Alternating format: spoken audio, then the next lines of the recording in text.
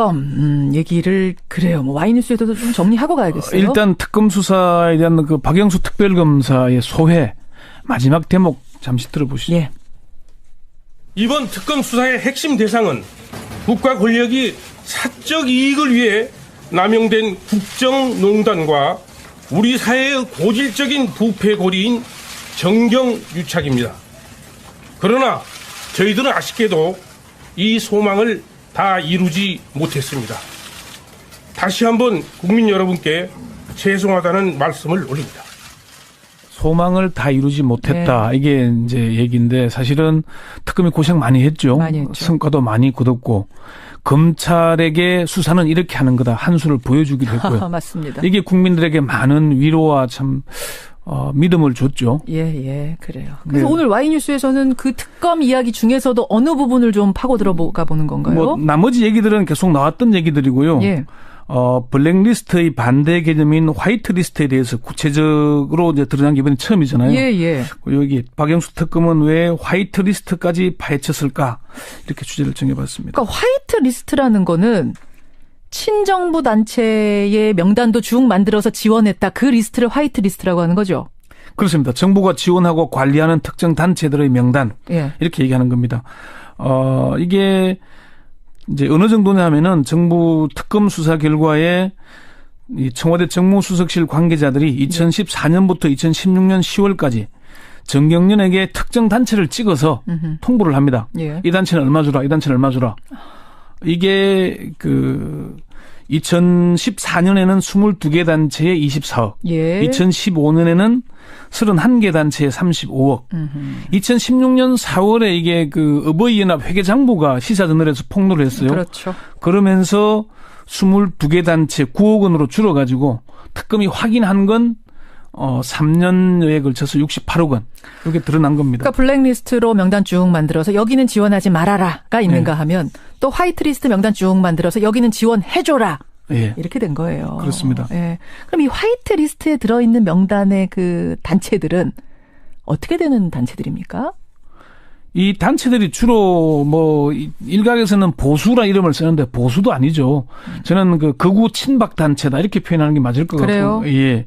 그게 우리가 대체로 아는 어버이연합, 엄마부대, 애국청년연합 무슨 그런 등등의 단체들입니다. 그래. 근데 최순실 게이트가 본격화한 이후에도 청와대가 이들 극우 친박 단체들하고 계속 통화했다는 사실이 또 드러났어요? 그렇습니다. 이게 이제 가장 핵심은 사실은 이들 극우 친박 단체들이 세월호 반대 집회에 동원되었다는 거 이게 핵심이잖아요. 그렇죠. 그 부분이 이제 왜 드러나냐면은 청와대 정무수석실에서 2014년 상반기는 12개 단체만 지원을 요구를 했거든요. 예. 그러다가 하반기에 10개 단체를 더 추가합니다. 또 2015년에 9개 단체를 또 추가해요.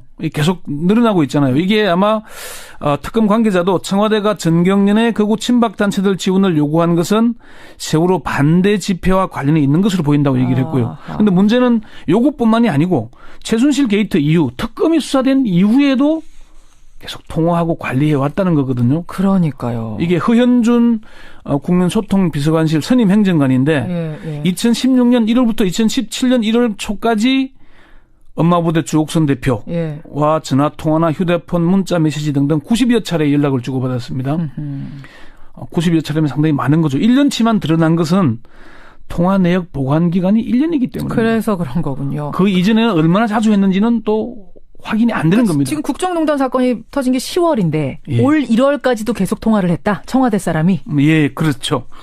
그래요. 그뿐만 아니고 지금 박찬성 반김 국민회의회 대표, 장기정 자유청년연합 대표, 신혜식 신의한수 대표 등과도 자주 휴대폰 연락을 한 사실이 확인됐는데 문제는 이들이 지금 특검 반대, 탄핵 반대 시위를 주도하고 있는 단체들이라는 거거든요. 그러네요. 결국은 극우 친박 단체들이 대통령 탄핵이나 특검 수사 반대 집회에서 활동하고 있는 건 청와대가 지금까지 거기에 관여하고 있는 게 아닌가.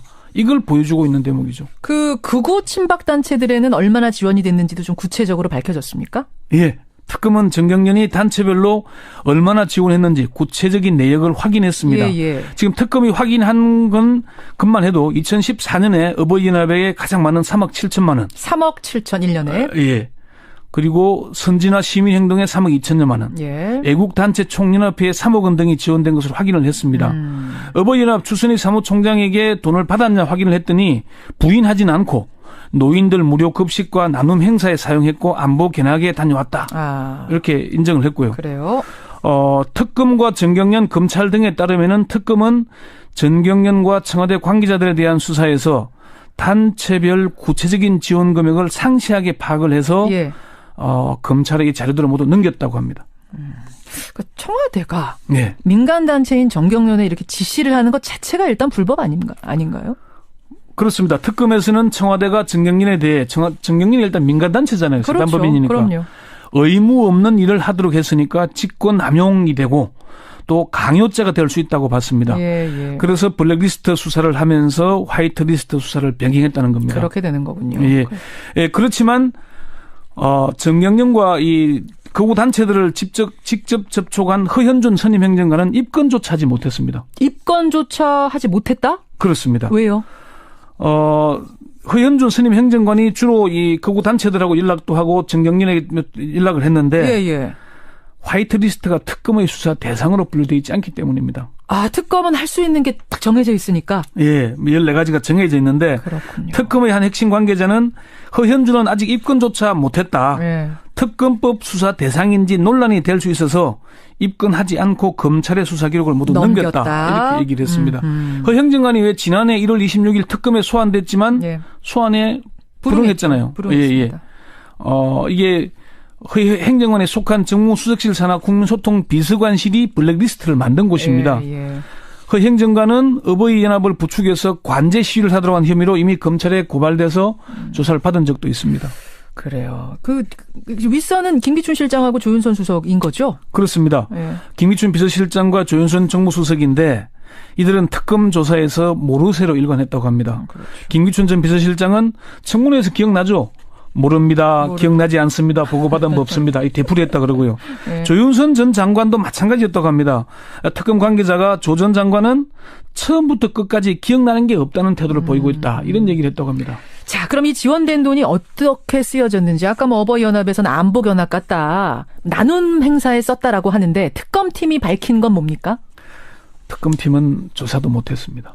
그럼 어디 쓰였는지 우리 끝까지 모르는 거예요? 사실 저도 그게 그 대목이 가장 궁금한데 어버이연합이건 엄마부대건 극우 단체들도 법인으로 등록된 경우는 그렇게 많지가 않습니다. 그렇지만 지방자치단체에 시민단체로 등록이 돼 있습니다. 그래야 지원을 받을 수 있거든요. 그렇겠죠. 이미 밝혀졌지만 어버이연합은 법인이 아니다 보니까 종교단체나 다른 단체 법인의 이름으로 지원을 받았잖아요. 그래서 경실련이 금융실명제법 위반으로 수사 일을 했거든요.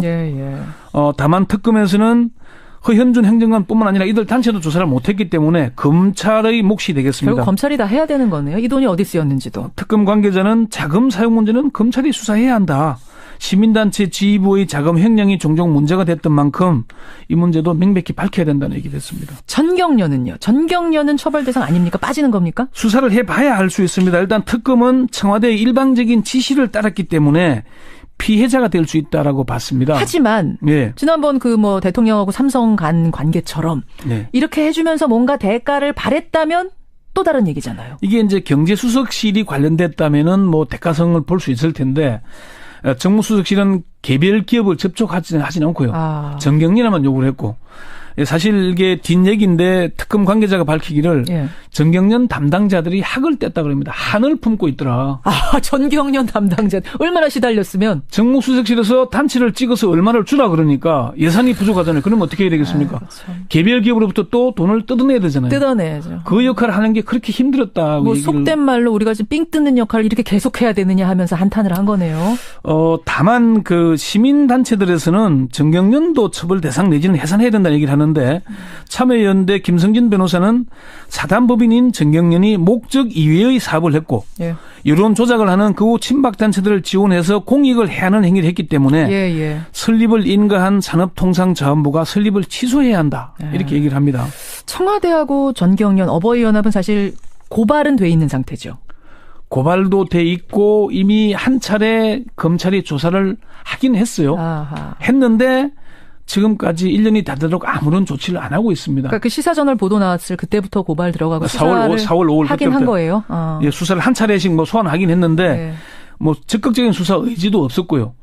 민주노총 관계자에 따르면은 한 차례 고발인 조사를 받았는데 그동안 아무런 조치가 없었다 얘기를 합니다. 그래요. 일단은 검찰이 그동안 이걸 방치해왔기 때문에 앞으로 어떻게 할지는 좀 국민들의 따가운 시선이 필요해 보입니다. 그러네요. 블랙리스트 못지않게 여러분 화이트리스트에도 관심을 가져야겠습니다. 권영철 전임 기자.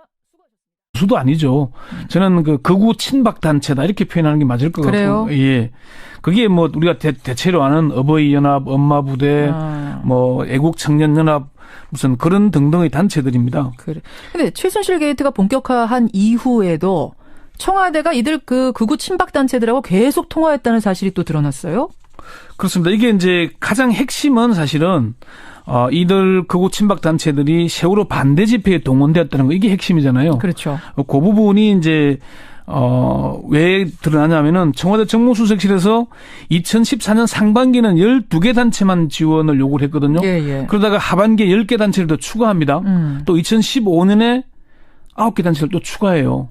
계속 늘어나고 있잖아요. 이게 아마 특검 관계자도 청와대가 전경련의 극우 친박 단체들 지원을 요구한 것은 세월호 반대 집회와 관련이 있는 것으로 보인다고 얘기를 했고요. 그런데 문제는 요것뿐만이 아니고 최순실 게이트 이후 특검이 수사된 이후에도 계속 통화하고 관리해 왔다는 거거든요. 그러니까요. 이게 허현준 국민소통비서관실 선임 행정관인데 2016년 1월부터 2017년 1월 초까지 엄마부대 주옥선 대표와 전화 통화나 휴대폰, 문자, 메시지 등등 90여 차례 연락을 주고받았습니다.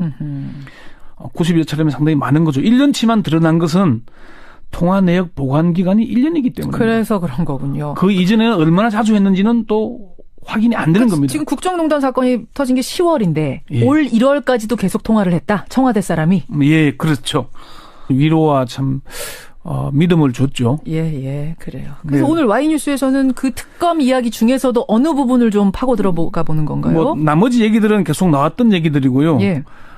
블랙리스트의 반대 개념인 화이트리스트에 대해서 구체적으로 이제 드러난 게 이번에 처음이잖아요. 예. 여기 박영수 특검은 왜 화이트리스트까지 파헤쳤을까 이렇게 주제를 정해봤습니다. 그러니까 화이트리스트라는 거는 친정부 단체의 명단도 쭉 만들어서 지원했다. 그 리스트를 화이트리스트라고 하는 거죠.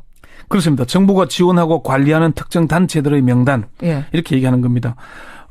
이게 이제 어느 정도냐 하면은 정부 특검 수사 결과에 이 청와대 정무수석실 관계자들이 2014년부터 2016년 10월까지 정경련에게 특정 단체를 찍어서 통보를 합니다. 이 단체는 얼마 주라, 이 단체는 얼마 주라. 이게 2014년에는 22개 단체에 24억, 2015년에는 31개 단체에 35억, 2016년 4월에 이게 그 어버이연합 회계장부가 시사저널에서 폭로를 했어요. 그렇죠. 그러면서 22개 단체 9억 원으로 줄어가지고 특검이 확인한 건 3년여에 걸쳐서 68억 원. 이게 드러난 겁니다. 그러니까 블랙리스트로 명단 쭉 만들어서 여기는 지원하지 말아라가 있는가 하면 또 화이트리스트 명단 쭉 만들어서 여기는 지원해줘라. 이렇게 된 거예요. 그렇습니다. 그럼 이 화이트리스트에 들어있는 명단의 그 단체들은 어떻게 되는 단체들입니까? 이 단체들이 주로 뭐 일각에서는 보수라 이름을 쓰는데 특검 얘기를 그래요. 뭐 Y뉴스에도 좀 정리하고 가야겠어요. 일단 특검 수사에 대한 그 박영수 특별검사의 소회 마지막 대목 잠시 들어보시죠. 이번 특검 수사의 핵심 대상은 국가 권력이 사적 이익을 위해 남용된 국정농단과 우리 사회의 고질적인 부패 고리인 정경유착입니다. 그러나 저희들은 아쉽게도 이 소망을 다 이루지 못했습니다. 다시 한번 국민 여러분께 죄송하다는 말씀을 올립니다. 소망을 다 이루지 못했다. 이게 이제 얘기인데 사실은 특검이 고생 많이 했죠. 성과도 많이 거뒀고 검찰에게 수사는 이렇게 하는 거다. 한 수를 보여주기도 했고요. 맞습니다. 이게 국민들에게 많은